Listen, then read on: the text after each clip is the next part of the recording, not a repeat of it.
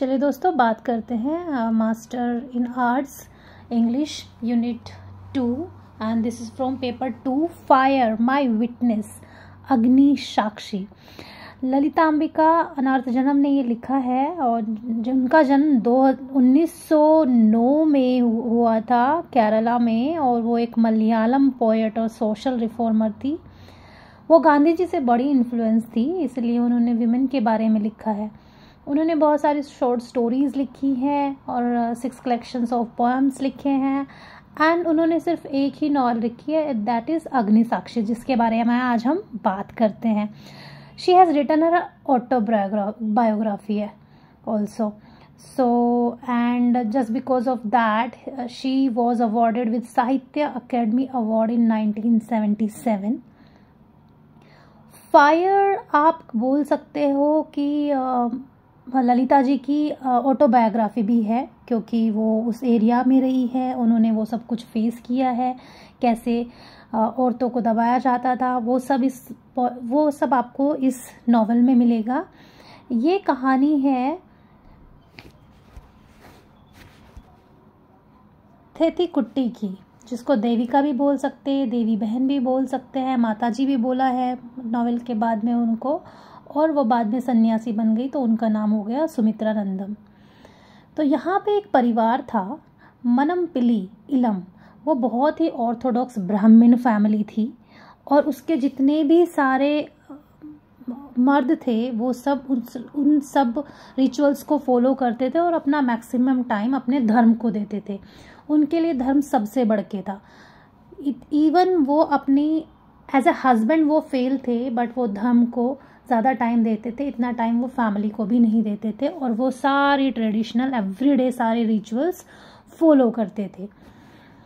यहाँ पे मैं इरावली और अचल के बारे में बात करते हैं। अचल ने 2 शादियाँ करी हैं और उसके बहुत सारी लेडीज़ के साथ रिलेशंस रहे हैं। तो यहाँ पे अचल के 2 सन हैं, उन्नी और अनियन।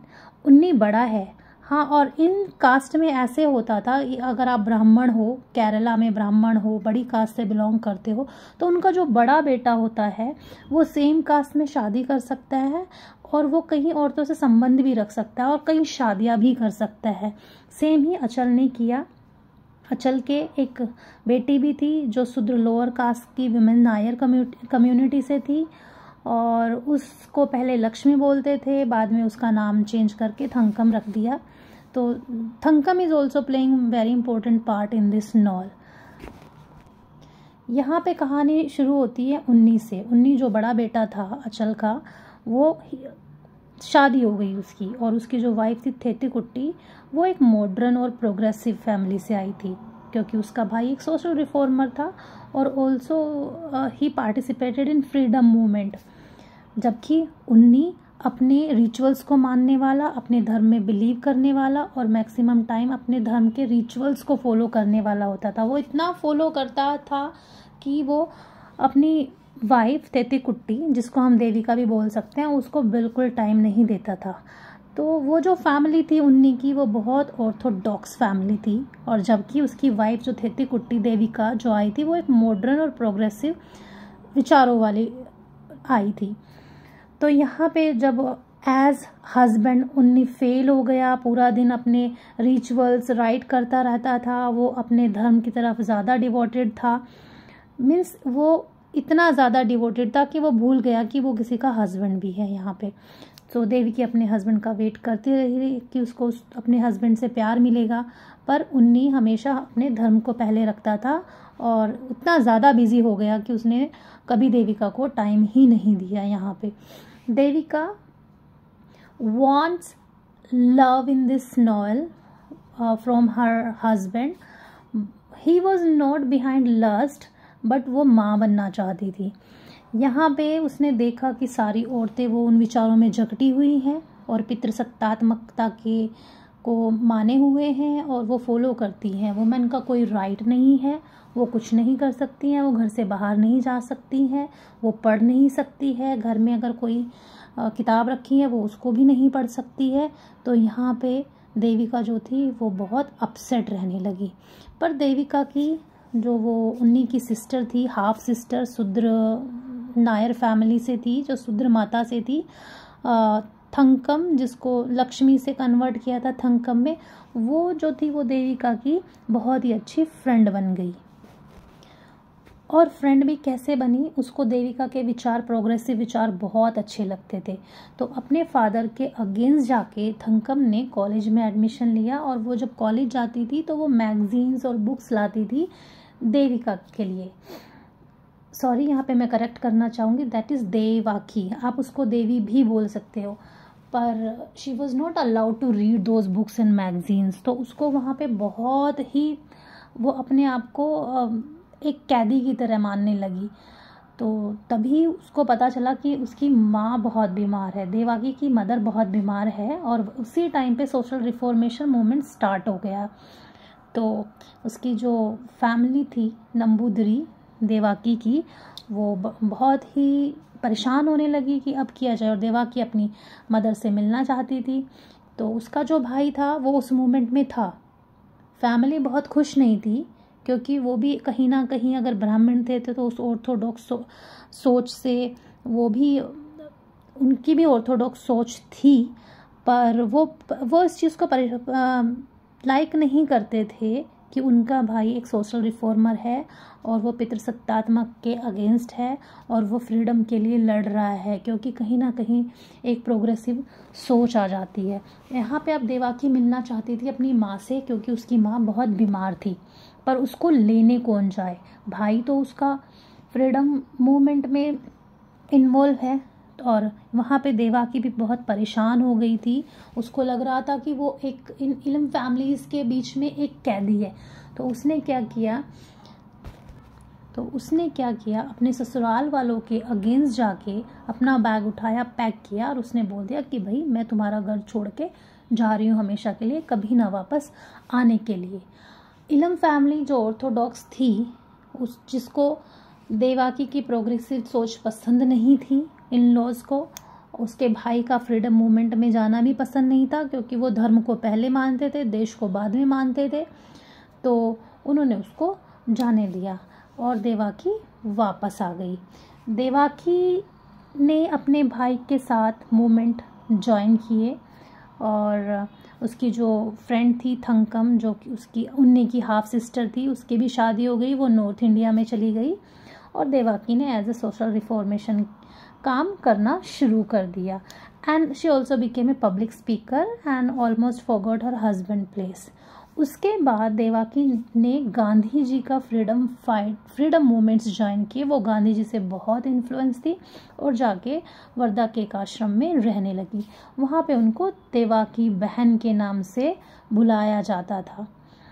थंकम ने बहुत बार उन्नी से रिक्वेस्ट करी कि देवाकी को वापस ले आओ, बट उन्नी ने डिनाई कर दिया, क्योंकि उसके पास इतना टाइम ही नहीं था। वो धर्म, पूजा अर्चना, धर्म फॉलो करने में इतना ज़्यादा बिजी रहता था। यहाँ पे उन्नी का एक बहुत ही अच्छा कैरेक्टर सामने आता है। उन्नी ने बोला थंकम को कि देवाकी फ्री है दूसरी शादी करने के लिए, क्योंकि उन दोनों के कोई बच्चा नहीं है। पर उसने ये भी मेंशन किया कि वो भी शादी नहीं करेगा, क्योंकि उसने देवाकी को अग्नि के सामने साक्षी मानकर शादी करी है। तो अग्नि उसके लिए बहुत मैटर करती है, क्योंकि वो रिचुअल्स फॉलो करता था, और बहुत ही ऑर्थोडॉक्स और अपने धर्म में मानने वाला था। तो उसने कभी पूरी लाइफ शादी करी भी नहीं है। उसके बाद in between that Devaki leaves the ashram, Gandhi जी का आश्रम उसने छोड़ दिया, और उसने एक सन्यासी आश्रम ज्वाइन कर लिया। यहाँ पे उसने अपनी जो वेडिंग चेन, जो मंगलसूत्र होता है, उसने वो उन्नी को वापस भेज दिया थंकम के हाथों। उसने थंकम को एक लेटर लिखा कि she has failed to understand him, कि उन्नी कैसा है, क्या है, तो ये मेरी मिस्टेक है, मैं उसको समझ नहीं पाई हूँ, और सेम उसकी तरफ से ही हुआ है। Now my footsteps are moving towards spirituality. तो अब ये मंगलसूत्र और शादी मेरे लिए कोई मायने नहीं रखते हैं, तो तुम ये जो मेरा मंगलसूत्र है, तुम ये उन्नी को वापस कर देना। उसके बाद थंकम आती है वापस इलम के घर में, अपने सन अप्पू के घर और डॉटर देवाकी के। उसने अपनी डॉटर का नाम देवाकी रखा क्योंकि वो देवाकी से बहुत इन्फ्लुएंस थी, और ये नाम भी उसने देवाकी की परमिशन से ही रखा है। उसने उन्नी को वो मंगलसूत्र दिया और उसने बोला कि ये मैसेज है तुम्हारे लिए देवाकी का, और उसने ऐसे ऐसे बोला है क्योंकि वो स्पिरिचुअलिटी की तरफ बढ़ रही है, आत्म शांति की तरफ बढ़ रही है। तो यहाँ पे उन्नी ने मेंशन किया कि इस मंगलसूत्र पे सिर्फ और सिर्फ देवाकी का ही हक है। जब भी तुम मिलो मेरे मरने के बाद या कभी भी, तो ये देवाकी को ही देना और उसको बोलना कि इस पे सिर्फ तुम्हारा ही हक था, क्योंकि उन्नी ने कभी दूसरी शादी नहीं करी, जबकि उसके कास्ट में, उसकी जो हायर कास्ट ब्राह्मण थे उसमें ये था कि बड़ा बेटा कितनी भी शादियां कर सकता है, कितनी भी औरतों से संबंध रख सकता है। उन सब के बाद भी उसने शादी नहीं करी। और उन्नी ने ये भी मेंशन किया कि अगर देवाकी इसको नहीं लेती है तो तुम इसको गंगा में इमर्स कर सकती हो।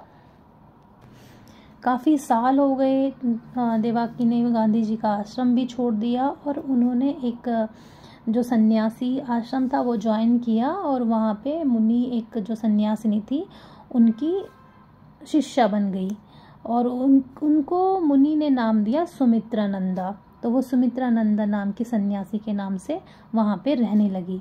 कुछ दिन बाद मुनि जो सन्यासी थी, उसकी जो गुरु थी, उनकी डेथ हो गई, और उनके बाद सुमित्रानंदा देवाकी को सन्यासिनी बनाया गया और उसके बहुत सारे शिष्य हो गए। इतने सालों में जो थंकम थी उसके बेटों के भी बेटे हो गए हैं, तो वो अपने पोते और पोती को लेके आती है उन्नी के पास, उन्नी के आश्रम में, और वो उसको देवाकी को मंगलसूत्र देती है और वो बताती है कि उन्नी की डेथ हो गई है, हम लोग यहाँ गंगा में उसकी अस्थियों को विसर्जन करने आए हैं, और उन्नी ने ये मंगलसूत्र तभी दे दिया था तुम्हारे लिए, और उसने बोला था कि इस पे सिर्फ देवाकी का ही हक है, ये उसको ही देना। अब ये तुम्हारी मर्जी है कि तुम इसको रखना चाहती हो या तुम इसको उसकी अस्थियों के साथ या उसकी अस्थियों के बाद गंगा में विसर्जित करना चाहती हो। देवाकी को दुख हुआ काफ़ी, तो उसने वो मंगलसूत्र लेके गोल्ड में डाल दिया। गोल्ड में मंगलसूत्र डालने का या सोना डालने का ये कारण होता है कि वो पवित्र हो जाता है। जब हम सोना गोल्ड में डालते हैं तो तप जाता है, पवित्र हो जाता है। उसने उसको पवित्र किया और उसने उसके ग्रैंड डॉटर को दे दिया, थंकम की ग्रैंड डॉटर को दे दिया। और उसने ये भी मेंशन किया कि please do not mix with any other metal to it, keep it as pure as ever as उन्नी। जैसे कि उन्नी बहुत प्योर सोल था, ऐसे ही तुम इस सोने को भी प्योर रखना, इसमें कोई और मेटल मिक्स मत करना, कुछ मत करना जैसे लोग मिक्स करके कुछ भी बनवा लेते हैं। तो इस तरह से ये नॉवेल यहाँ पे ख़त्म हो जाता है। तो ये नॉवेल हमें बताता है the condition of women in Kerala and in the early decade of the 20th century. So यहाँ पे एक यंग वुमेन की स्टोरी है देवाकी की, जो बहुत सारे ऑर्थोडॉक्स से जूझ के, और उसकी जो लाइफ कैसे चली, उसने कैसे रिफॉर्म लाया है और वो कैसे फेमिनिज्म की तरफ मुड़ी और उसने अपने राइट्स के लिए वो लड़ी। उसने बहुत सारे सोशल रिफॉर्मर्स को ज्वाइन किया और लोगों को समझाया, बताया, फिर गांधी जी का फ्रीडम मूवमेंट्स भी ज्वाइन किया, और आखिर में मन की शांति के लिए वो सन्यासी बन गई। तो दोस्तों ये था हमारा MA second year 4th semester unit 2 chapter fire my witness. So I made this video. Reason was that I found it everywhere but did not get the summary in Hindi. So I made it for those students who are not able to find out summary in Hindi and not able to go deep into the novel. So thank you. Have a nice day.